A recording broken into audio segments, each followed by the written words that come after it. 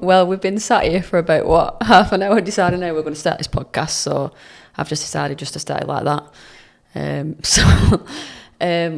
Basically the reason we're doing this is because I get asked lots of questions. Carl gets asked lots of questions. I don't. Okay, I get asked lots of questions. And I always say I'm going to do content on it, and then when it comes to it, I'm too busy planning everybody else's. Carl's too busy filming everybody else's, and then we don't do our own. So we were like, we're going to do a podcast. We've promised it for months, so here it is. And we're going to just initially start off by talking about who we are and how we've got to the position that we're in now, and then we're actually going to go on to talk about a particular question that somebody asked me when I put the thing out for saying, what do you want us to talk about on the podcast? And it was being about refining your brand message and like what mistakes brands make when trying to grow on social media. So that is where we're going to start as a starting point. But we're going to firstly start by just talking a little bit about who we are and what we do. So if you want like the information about the branding, probably just waste 10 minutes if you don't want to listen to us chat pure shit about ourselves, but it is quite interesting. And apologies about the little taps on the floor if you can hear them. Brian Potter is about, which is our little dachshund, being a knob as always. So yeah, let's start with you, Carl. So I just chatted there for obviously a couple of minutes to intro the podcast, so I'm now going to hand it over to Carl so he can introduce who he is.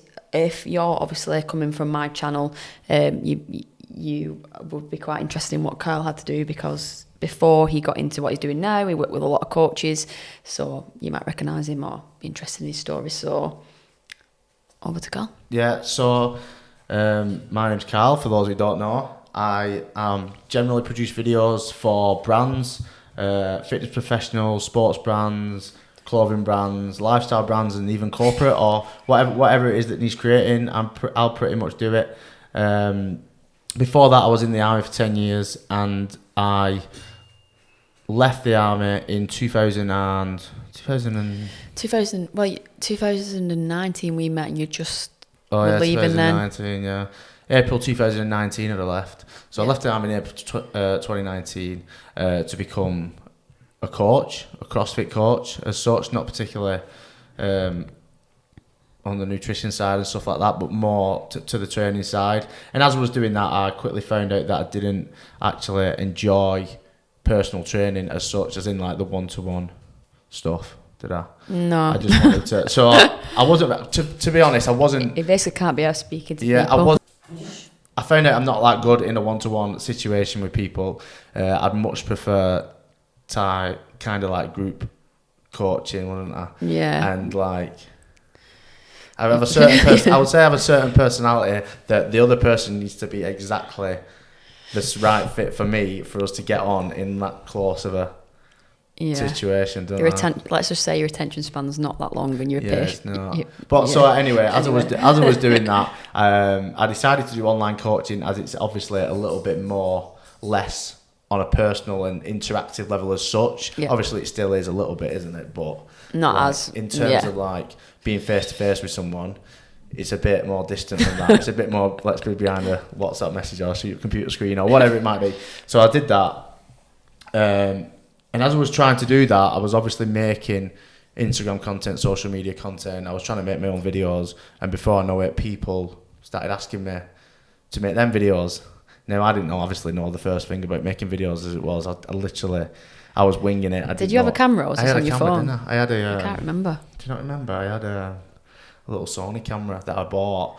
Remember why I bought it as well? I bought it when I was in the army because I had it in my head that when I started CrossFit thingy, I was watching like YouTube channels, and I had it in my head that I was going to start a YouTube channel. Be a famous YouTuber? Yeah. Well, this is your chance, are you? I'm shite. Anyway, I had it in my head that I was going to start a YouTube channel because I seen one CrossFit guy do it, and I thought, I'm fucking saying that. Anyway, and then obviously I never did that because that's just me as a nutshell. I was like, fuck that, I'm not doing that. What can I do? Anyway, so I obviously had my camera, and I was happy enough to make Instagram content in terms of like workouts and stuff. I remember. The stuff we do type of now.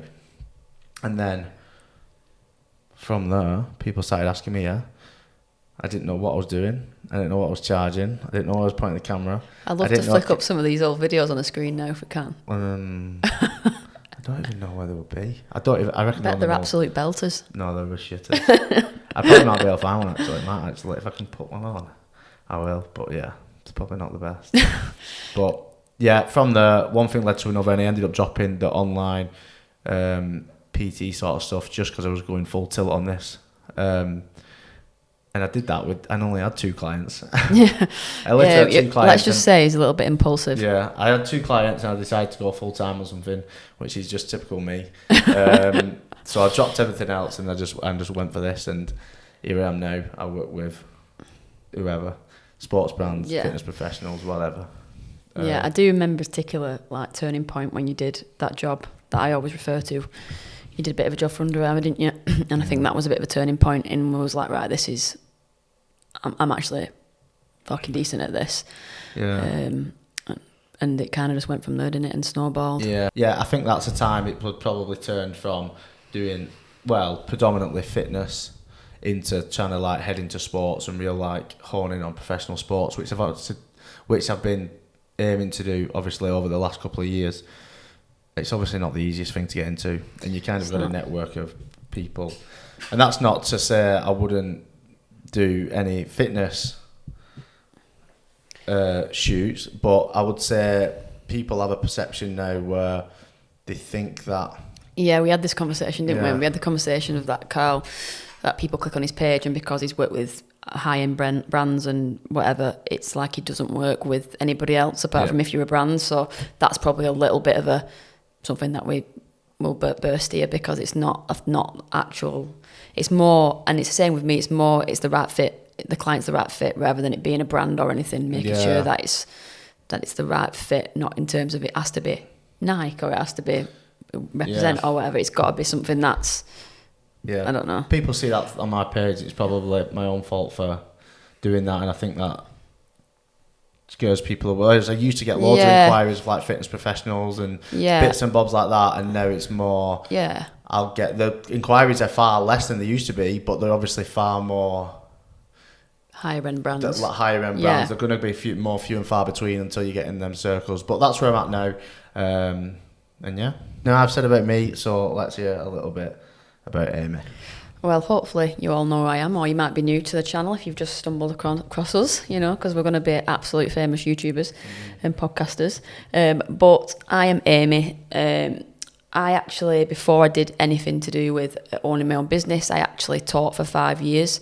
And I absolutely hated it, to be honest. I say I hated it. That's not true. And I did have parts of it that I really enjoyed, but I feel like I was kind of going down a direction that was just like, you get a job, you go to uni, you get this job, and that's you set for life. You don't like working, you go to work to make money, and that's the end of it. And I was stuck there. And I did 2 years in Bolton teaching, and then I moved to a school in Skelmersdale. And if anyone knows Skelmersdale, no offence to Skelmersdale, it's a tough area to teach in. And I was having a pretty shitty year. This was obviously just after I'd met. This was just after, not obviously because you don't know that. This was just after I'd met Carl. I was having a pretty shitty year with my class that I had. I was a primary school teacher, so I just had a year 3 class, and I was just having a really tough time with them. I really didn't want to go back to school on the Monday. I was just absolutely down in the dumps, getting really bad Sunday blues, and I'd kind of seen what Carl had done with his army, and he's quit his career, and I was just like, what do you mean you've quit your career? 10 years in the army, you've just thrown it away. And I just couldn't understand that he'd done it because obviously he was not enjoying it anymore, and there is a life outside of the career that you initially choose to do. So I was like, just set up a business, didn't I? I just set up my own business. On the side of teaching. If anyone knows me before, I did Brand Generate. It was called Sweet Life, and it just went absolutely psychopath. Yeah, we kind of when we started Sweet Life as a way out of teaching. Why did we see that? Oh, we've seen another company doing something similar on thinking. And obviously you got it for your birthday. Actually, you got a present. You got a present for your birthday, which was a bag of sweet, an online sweet company. Which and from there you just thought, there's no reason why I can't do that. Yeah, And I remember you spent 200 quid on sweets, didn't you? Yeah. So I was like, yeah, Liv, my friend, had got me some pick and mix because I was renowned for loving pick and mix. And I was just like, I just love pick and mix. I love this idea that I've got this gift delivered to my house. It was a massive bag of 1 kilo of sweets. I was like, Yeah, we nailed it. we always nailed them. Yeah. There was no reason why I couldn't do something similar. But at the time, it's just like a pipe dream, isn't it? Like, you set this Instagram account up. I've had literally no idea what I'm doing at all. Obviously, this was like November 2019, so it was before lockdown, wasn't it? Just before lockdown. And I remember it done quite well, and in the first, like, people obviously get behind you, start supporting Instagram. Yeah, friends delivering it to gym and all. Delivering it to my gym and just going out in my car delivering sweets and just being a bit mad, to be fair. And then it was like, you went to Thailand in the January, and I remember texting you when you were in Thailand saying, this is actually... Yeah, you were dead busy. This is actually going off, like, and I was probably, like, just doing, like, I don't know, how many orders I was doing a weekend, say 20 or something. Doing about 20 at the time. 20 maybe at 20, the weekend. 20, and then obviously some in the week as well. I was in Thailand saying you'd done about 25 on a Saturday or something, Yeah. which was fucking a lot. It was a lot, considering that I didn't have, I don't know, it just was obviously just taking off. And then you came back from Thailand and it was obviously doing really well. We'd done a wedding, so we'd done a bit of an event before that and stuff. I'd done Reardon's wedding, and then we did an event. We did Rainhill.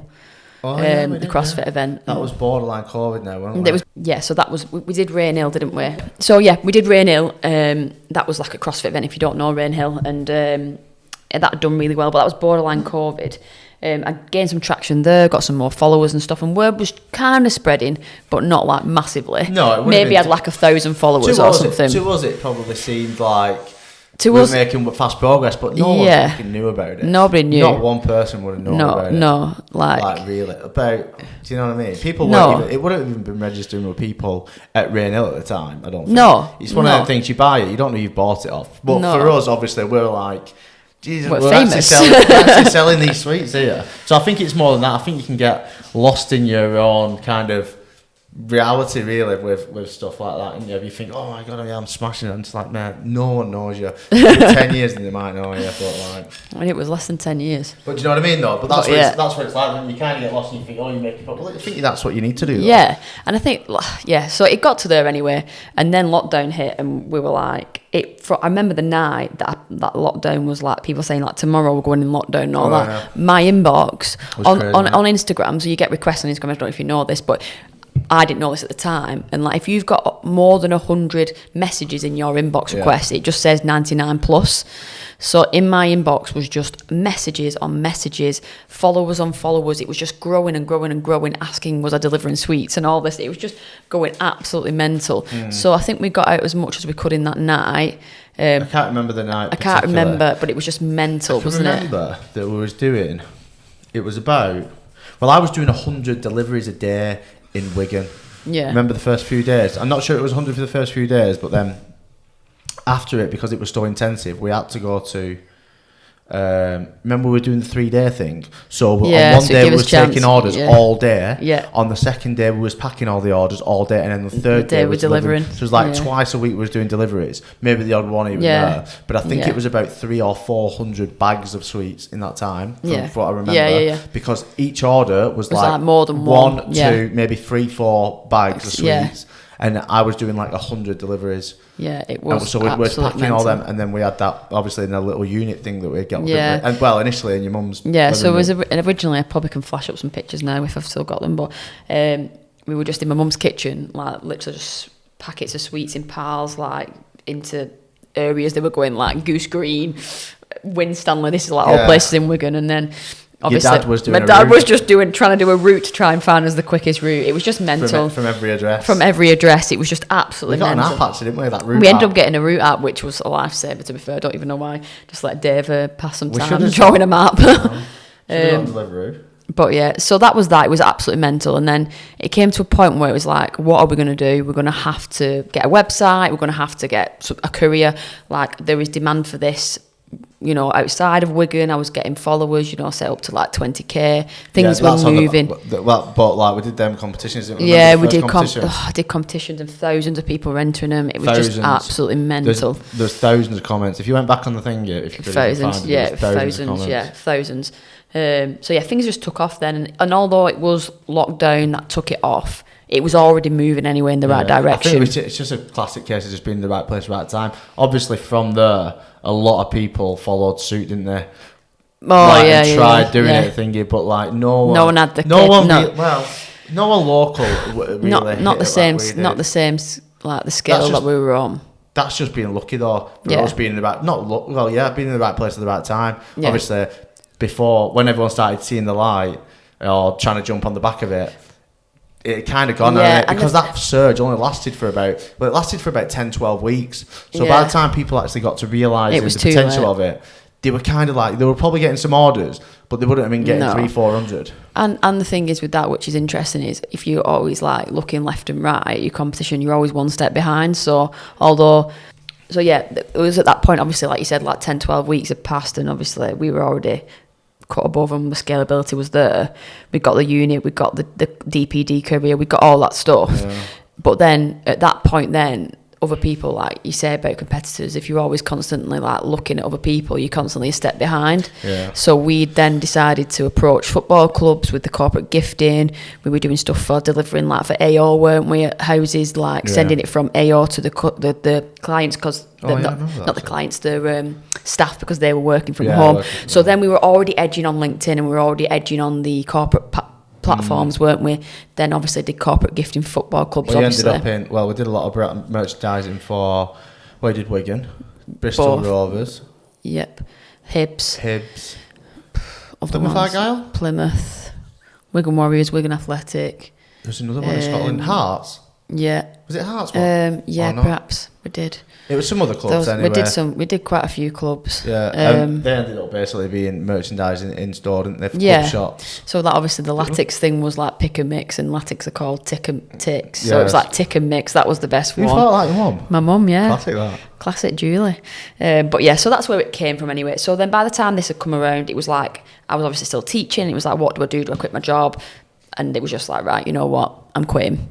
I went in and I handed my notice in, and I remember a particular teacher said to me, and what are you going to do now? Just sell sweets? I was like, yeah, just sell sweets. But yeah, at that point I could see the figures and I knew things were going in the right direction. And I think the underlying factor of this is like what we've not touched on is the fact that a lot of this, obviously we mentioned the social media stuff, but you were smashing the social media. Oh, we're smash. This is where it's going to TikTok and Reels and all. Oh yeah, absolutely smashing the life out of it. We opened a shop. We did loads of different things. But on the back of it, obviously, the success that you could see on the social media growth and stuff like that, I started corporate gifting for people, and obviously then people were asking me. One particular client that I still work with now, asking me, how have you done this? Like, I don't know how to even work LinkedIn, blah, blah, blah. So anyway, from that, I was like, well, I can help you. And then it just kind of snowballed from there. And I just saw this, not like a particular gap, not like gap that people weren't doing it. But I was like, I could help other people grow their businesses via socials. It weren't like you saw like a massive... No, it wasn't a gap. Maybe you did see like a bit of a gap in the corporate market, because... That's where it started. You managed to get into a lot of... clubs and different things like that. I think rather than just like trying to sell it door to door consumer style, you saw a bigger picture. Obviously we went to the Arnold Expo. Did you just say that? No, I didn't say that. Obviously we went to the Arnold Expo, which to be honest probably wasn't a massive success for us, but it was good for us to go there. But it's not always financially it was tough. Yeah, it was brutal, and it was tough getting the stuff to go there as well, wasn't it? So that was tough. I think that we learned a lesson on that we probably wasn't even though it was a bigger event, that it wasn't the best for money. Like, in terms of like when you went to them smaller events. Remember going to the one in Bolton with the package one? Remember when we took them and we just took all pre-packaged ones and we just went to smaller ones, and like you can get either free or just a couple of £100 to go there and sell sweets. You'd make a lot more profit. Arnold Expo. 100%. So yeah, anyway, I started doing... just saw that little gap, so to speak, and started helping people. Obviously started charging people for the service, and was helping them get content, post content, strategize, this particular client has doubled the income, like, you know, since working with me, and I could see it over the, like, she was saying to me, oh my God, this is changing our business. And I was thinking, I can do this for other people. And then it came to the crunch of I was helping people, and I started Sweet Life, and my heart wasn't in Sweet Life as much as I wanted it to be, and I could feel like it was the right time to move on from it. So that's when I sold Sweet Life and moved on. It's obviously still a massive reason of where I am sat here today, and the reason that I help businesses today do what I did, taking it from nothing to a 6-figure business. You know, it's in such a short space of time. What, 2 years? 2 years. It was the, so what's that? The growth of it was from like 0 to what was Sweet Life? Sweet Life. Generate was about 6 months, wasn't it, to do that? No, I mean Sweet Life's like I took it from the zero. life of it. Like, well, within 6 months, it was a business that was, you know, touching 6 figures within 6 months. Obviously not profit wise, but I mean, like, it was taking 6 figures, and that was in 6 months. And then over the 2 year period, obviously it grew substantially. So it's like that was a decision then to cut ties with with Sweet Life and create a brand for Brand Generate, and that's why I'm sat here doing what I am today. Obviously worked with a lot of corporate businesses, started to work with most coaches, do a lot of work for Ben Hawksworth at the Coach Consultant, probably quite a few of you are from there, if you know me from there, but also do my own business clients as well. So some of you will know me from both. Yeah. But yeah, that's pretty much where I am at the moment. So now you know literally about me and Carl, and you've said our boring life stories.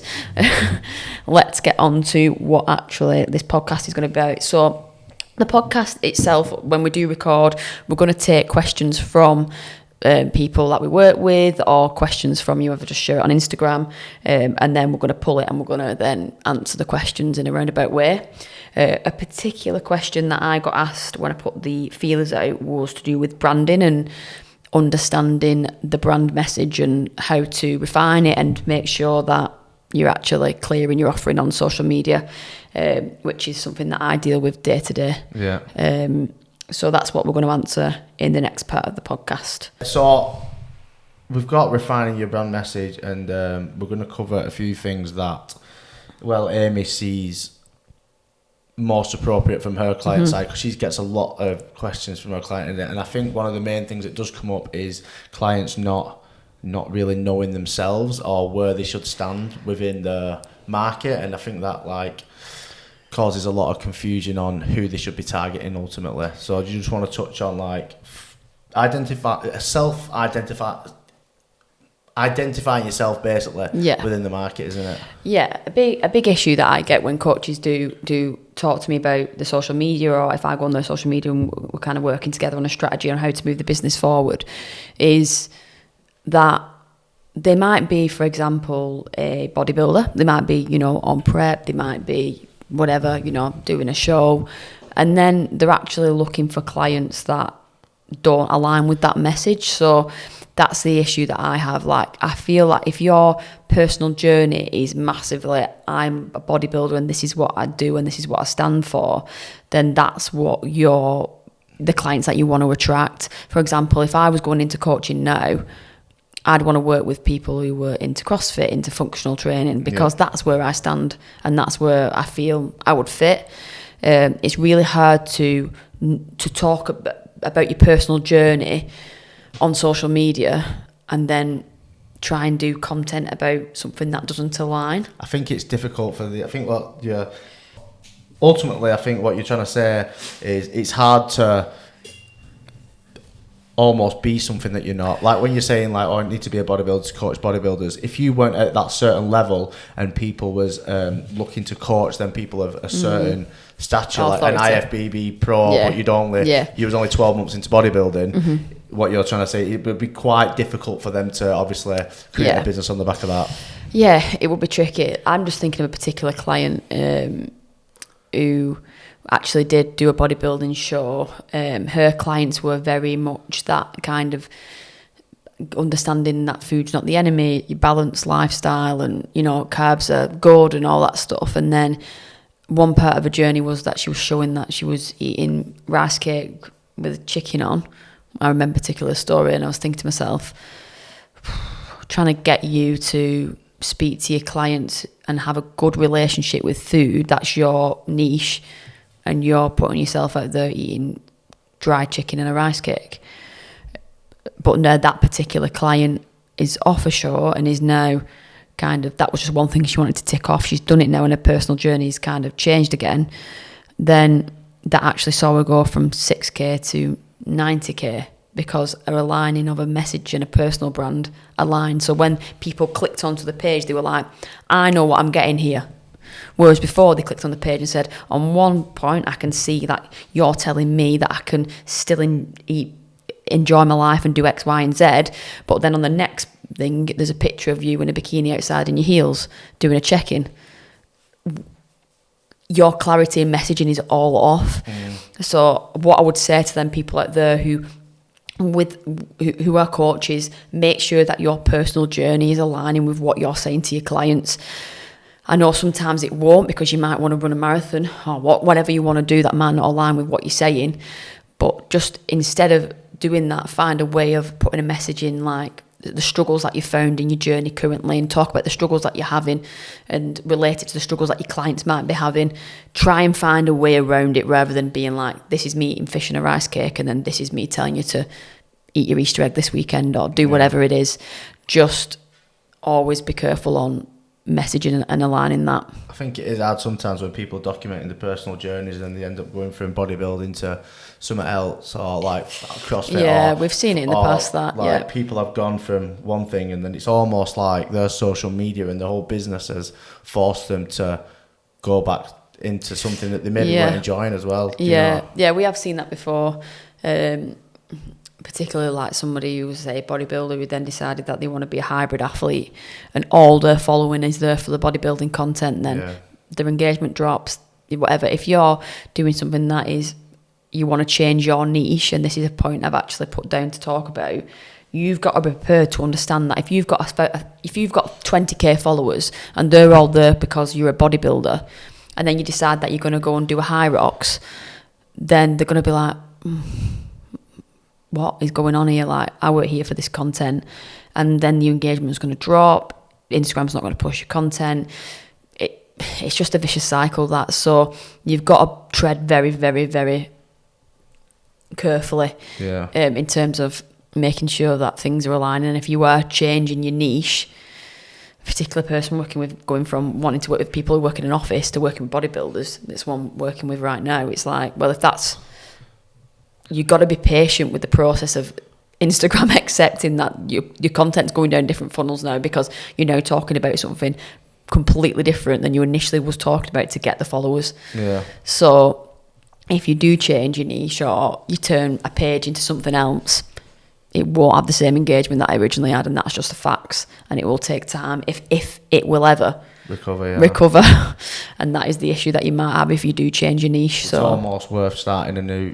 At the end of the day, it's your business, and it's like American golf going to American football and just changing American. You're going in American golf and you're not seeing golf kit, you're seeing football stuff, and it's just like, you may as well just revamp your whole business and try and build it up another way, or just let on that. Like, if your business is in bodybuilding, but your personal journey is within something else, then just share it on your personal page. I think the fact of the matter sometimes is, if you're going to keep and retain them sort of clients that you do have, you're going to have to somewhat just do it for the business. Yeah. Not that you don't even have to do it for just do it for the content purposes, but still research it. And yeah, it's a double-edged sword. Look, it's a double-edged sword. There's one side of it where it's like you want to work with these kind of people because you've changed your niche and that's what you're really passionate about, and you suddenly decide that, then that's fine. But it's also accepting the fact that you are starting again,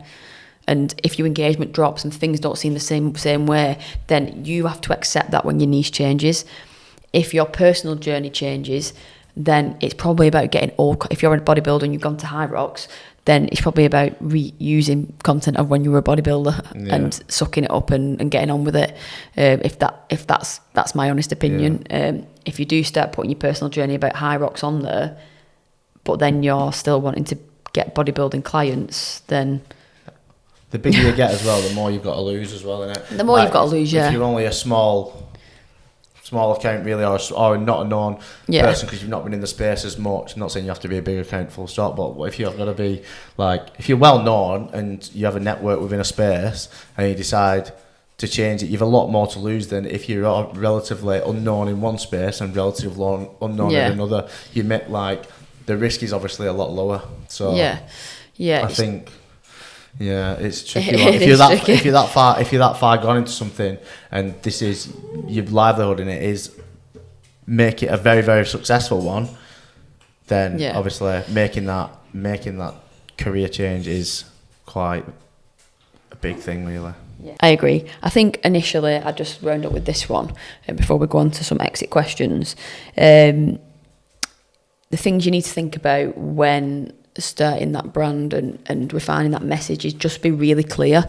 Write down 30 pain points of the clients that you have or you want to work with, and just center the content around that. And just with your personal message, you have to align it with the clientele that you have got, because ultimately people buy from people and they're going to buy into your journey. If they can see that you've achieved what they want to achieve or you're on the same journey as them, then they are more likely to become clients. Yeah. Right, so exit questions. Some of these aren't related to some of them that you asked actually have been answered within the last topic, but a couple of questions that I had. One was balancing work. What a question for us. Balancing work, life, training, everything. How do you do it? Well, the truth is, I don't really do it at the moment. What is life though? Do you know what I mean? Bloody hell, this is deep. Know, for me, that's like, deep. It's like people like, how do you balance work and life? That to me is basically saying, how do you balance doing all like leisurely things that you want to do and like work at the same time? Do you know what I mean? Where it's like, I don't think whenever job you're in, there's probably not much balance regardless, is there? Like unless you're like thingy on weekends. I just don't see. Because for us, we're always doing something that we enjoy, really, and something that we're building. It's just become like a normal. I'm pretty sure millions of people who are far more successful than us have answered this question. But ultimately, what we do every day is just like normal life. So I don't understand we go to the gym, we come back, we do work. You do work more than me. I don't know what I'm on about. I'm pretty lax compared to you. No, it's difficult that. I do try and take off like at least a full day a week. And I was saying to Carl last week, I'm burned out now. Like I need to take a time because my brain is fogged and you're never working at, your capacity. You're not working as best you can if you've not got that time to just take off and be like, right, the fucking laptop's going down now. But day to day, it depends the week of the month and where I'm up to and what I'm doing. But ultimately try and take at least a day off of just not looking at that screen and just trying your best to kind of utilise your time and be productive and saying, right, I'm going to do a work block of this time and then I'm going to take half an hour I'm going to take the dog for a walk. That's probably the best way to work for me. Like I go somewhere else, don't I? Go and work in Lean Kitchen which is a place near us. The best thing we do every week is probably just go and watch football, even though it's not good. But it gets at the house on Saturday afternoon, it makes us not do anything. Yeah. Not that I would do anything. But I would. Proper, but you would, yeah. Well, it depends. I've got better. I usually find stuff to do when you're doing stuff because I just think, I'll just go and find something to do. But mine is just not as, for me, right now, not that it used to be, but now it's just not as demanding as it used to be. I get longer to work on things, whereas it used to be, do a shoot on Monday, try and edit on Tuesday morning, do a shoot on Tuesday afternoon, try and edit on Wednesday morning. Whereas ever since like I've turned it back, like the demand is lower. The work's still there, but I'm not like, can you have this by Thursday and it's Tuesday? Yeah. It's like weeks and weeks. Yeah. So I think as time goes on and you get more experience, you learn to be able to set your boundaries and make sure that you're not like, I won't really reply to clients over the weekend. I try not to. Even if I see the message, I'm like, right, come on, I need the time now. Notifications go off on the thing though. I turn my notifications off. I make sure that I'm switched off. But that's probably the answer to that is when you're starting a business, you probably won't have much balance. You've got to put all your energy into it. But then over time, you find that way to be able to say, right, this enough's enough. And especially if you've got authority in the space and you're like, you know what, I deserve this time off. I'm not working every hour God sends. I'm going to take this time to reset my brain because it can't work at full capacity. It's never as big a deal as you think as well. No, it's not. Receiving a message on a weekend or whatever it is, like, it's not life or death stuff.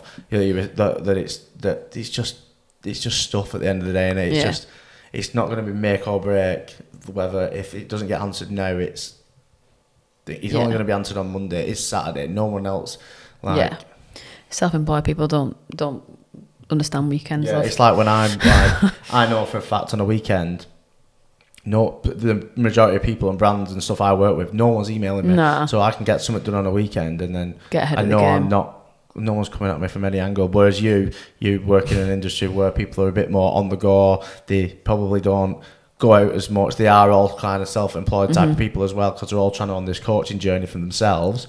Whereas if I'm working with like a corporate business, brand, whatever it might be, I know they're not in the office on a Saturday or Sunday, so I don't need to worry about getting peppered. No. Okay, right. Well, we'll do one more question and then we'll wrap it up, because the others have kind of been answered from what we spoke about before. Best time to post on Instagram? Something that I get asked an awful lot, and the answer to that is if your content is good, that it shouldn't really matter. But on the other hand to that is if you are kind of a new account and you don't have as many followers, there are better times to post than others, I would say, just to make sure that engagement is coming through straight away, because Instagram are big on making sure that they're seeing that the post is doing well to push it further out on that For You page. So personally, I like to post at night, but I would try and avoid posting at like 6 p.m, 7 p.m, 8 p.m. I would try and post 15, 10 past, 20 past, at times when people are not kind of scheduling posts, because most people, if they're doing a scheduling, they'll put it at 6 p.m. Yeah. So if everyone's post going out at 6 p.m, yours is also going out at 6 p.m, and it'll dilute it. So I would just try and maybe go, especially with the lighter nights now as well, like 7:15, 7:20, something like that. You can look on the app and it'll say, oh, your followers are more active on this time. Well, to be honest, it's actually a bit of a shit tool. It usually just says that they're active pretty much exactly at the same time. Really. It's absolute bullshit. That's everyone's telling it all the time. So, ultimately, if your content is good, then it shouldn't matter what time you post. It will get pushed. But if you're a smaller account, I would just take these kind of small things into consideration and make sure that you're posting around that evening time when people have, maybe put the kids to bed, they're maybe on the phone at night. You post at 2 p.m, most people are at work, they're not going to see it again for another 2 hours, stuff like that. So just keep that into consideration. But yeah, other ones have really been answered on the overall podcast, so I'm not going to go into them, and I feel like we've been chatting for long enough now. I'm nearly finished my monster, so that's probably about enough. But yeah, well done on your first podcast. Well, actually, is it your first podcast? I've been on telly once before. Oh, you are famous. No, I went on telly. It was just a Loom podcast. Ooh. Felt like a call. It did. Well, we'll try and make them as regular as we can. I don't mean like regular as in daily. I mean like, within the month we'll try and get a couple out to people just to answer any questions and cover any content stuff that I never do, because I'm basically being shit at what I tell everyone else to do. But yeah, thanks for listening and goodbye.